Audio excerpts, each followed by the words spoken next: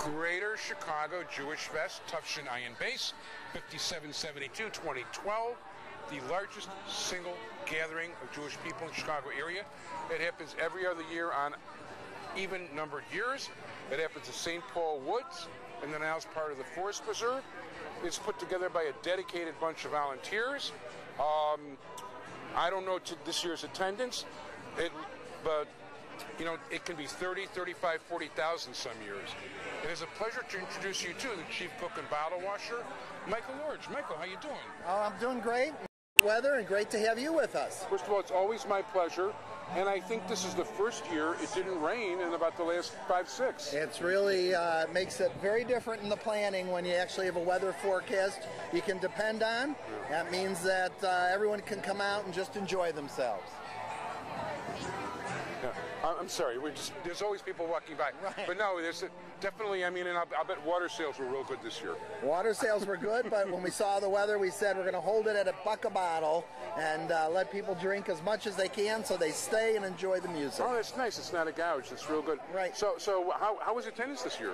Attendance is up from 2 years ago for sure. Yeah. We know we filled parking lots about 3 times over already, and art sales are brisk like they haven't been in a while, so it's all good. No, I'm very glad to hear that. Very glad to hear that. How many people are on the steering committee, and how many people work together as volunteers to put together the fest? So the core of the steering committee is about 50 people. As we get deep into it, it's about 100. And today, in terms of volunteers and steering committee, we're about 300 people. So that is an immensely strong, large group of people. And the key to it is everyone comes with their real expertise, and that's what makes this a very fine, professional event. The people that put down the electrical grid are Jewish union electricians who volunteer their time. And actually, I've met a couple of them because you had to help us, and thank you so much. You had to wire us up so we could recharge our batteries and all that, and thank you. So, and all the way on up to the people who do the marketing and planning, and the people on stage, about 3/4 of them volunteer their time rather than taking an honorarium. I think that's terrific. Let me ask you, because you're one of the people that actually gets up on stage. You're part of Kol Sassona. We did have Jamie Hirsch, Sonny's daughter, filming you guys today. Right. Whatchamacallit? Oh, great. Oh, so did you actually, outside of getting to sing, did you actually get to enjoy yourself at all today? So we enjoy it, even when we're working hard, dealing with traffic and making sure that all the parts of the festival function, but we enjoy it because you're throwing a party for 20,000 Jews. What could be wrong with that?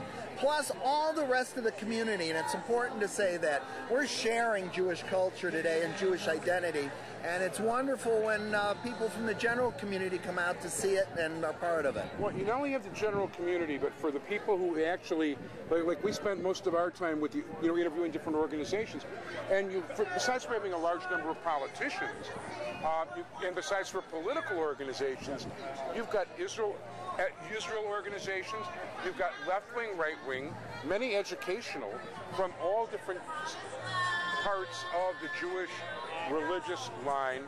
Matter of fact, when I was telling somebody that I wasn't doing a certain kind of religious interview today, he said, "We're not religious," and I said, "That's the problem." Look, I wasn't trying to pick on her. When we started the festival, we decided early on that it should be one organization just for the purpose of producing the festival. Therefore, if you're one end of the political spectrum or one end of the religious spectrum, you can't say, "Oh, those are the other guys." Today is everyone, and this organization does one thing, and that's produce this festival for everyone and with everyone. Yeah, you know, you got the highway riders right next door just about to somebody who's trying to put the filling on everybody. Why not?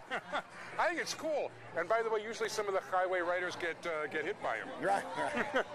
But you know what? It's that's the thing I like. And by the way, everybody's here in a very peaceful way. You don't really see arguments. Nobody's crossing the road. You know, the left-wing guys aren't, and the right-wing guys aren't crossing the street to argue with each other. They're just concentrating on getting their own message out. There's a good, peaceful atmosphere. By the way, I also want to commend you because there's a kosher food fest, and I mean it's really kosher, not like the way some people are going to have, like kosher, you know, like, okay, yeah, we'll get the rabbi to bless it, and it'll be kosher. No, we're talking about stuff that's actually certified kosher from real kosher restaurants and real kosher caterers, things that are carefully thought about. As a matter of fact, without mentioning the guy's name, I remember a guy who wanted to have it in our neighborhood, and we met with you guys, and the guy absolutely shocked me when he insisted that every single restaurant in his area, kosher or not kosher, needed to be in there. That's where he lost me. We're still friends, but I wasn't going to support that. I think it's a great thing. The idea is to showcase Chicago, Jewish Chicago, whether it's a performer on the stage or an artist or one of the restaurants. And we felt, aside from making it comfortable for everyone, it was also a way to say, hey, these are the kosher vendors and restaurants that are in our community. Support them, taste it, enjoy the day with them. I agree. I want to tell you, even if everything isn't quite equal on the shelf, if there's two products on the shelf, and I see one of them, and it's basically the same stuff, and one of them's got like a kosher symbol, one of them doesn't.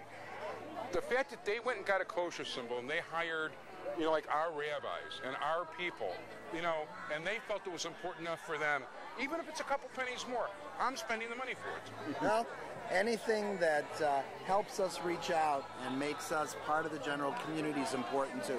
We've got to look outwards as well as inwards. That's what it's very important to be part of the general community, and anybody who knows my show is that I'll let anybody do a Hi, I'm Marty Levinson, regardless of their race, creed, color, religion, or sex. There you go. Or sexual orientation. So anyway, you probably have 14,000 other things to do in the next hour and a half. Yeah, we still got 2 hours to go and lots of people coming. No, enjoy, and you know what? It's starting to cool down, so I'm going to get you a very large late crowd. Yeah, we expected that, so we're hoping that it'll come through. Well, enjoy, and by the way, we're expecting a congressman and a late congressional candidate. Not that he passed away, but Brad Schneider and Jan Schakowsky. Jan's here. We introduced her on the stage already. Oh, cool. So she's already here. She's here. I'll go looking for her. Great. Okay, Michael, thank you very much. Thanks, and thank always. you for everything. And we look forward to seeing and hearing from you in the meantime. And in 2 years, we, God willing, we hope to be back. Great. All the best. Take care. Thanks.